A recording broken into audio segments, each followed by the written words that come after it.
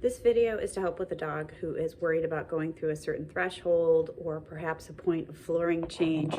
So for instance, where this flooring goes from hardwood floor to a linoleum floor, that can appear really strange to dogs. This is pretty similar to the way that we introduce entering a crate voluntarily. So what I'm going to do is I'm going to start playing a game where I place a treat closer to the point of change, whether that be the threshold or the flooring change.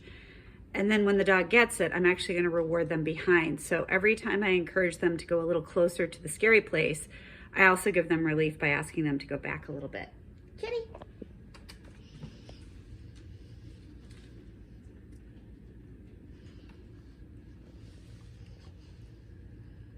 Yes.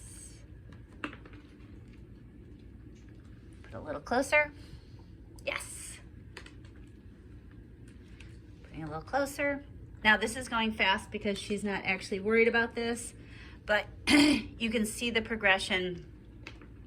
I'm never just tossing treats towards the scary change. Yay! Now when the dog does go through, I'm asking them just to come back so they don't have to make a big commitment. Oh, she's all the way through. So the idea is I start in proximity to what I want the dog to sort of learn to process, handle, work through. I do that at a point where the dog will happily go get the food. So in the case of that example, she wasn't afraid, so I could have put it very close. But if I have a dog who's afraid, I might start 20 feet ahead. And what this game allows me to do is talk about the hard stuff and then make it a little easier. Talk about the hard stuff, make it a little easier. And if I'm thinking about working on a threshold, I'm actually going to start having the dog pass through voluntarily without thinking so much about it. Sometimes there's sort of a phenomena where dogs get in their heads just like we do, and they think they can't do it, or they're really worried about what's going to happen on the other side.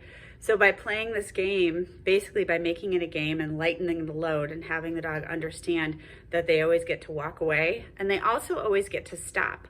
So if at any point when you're playing this game and the dog stops going close, to get that food close to where you started, or if your starting point is too close to the hard place, go ahead and set it back several feet.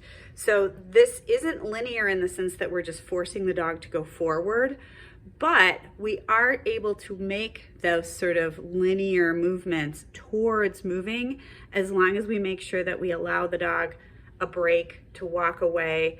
At that point, the dog knows that there isn't pressure, and this is what allows them to sort of get in the mindset of like, oh, this is fun, oh, this is cool.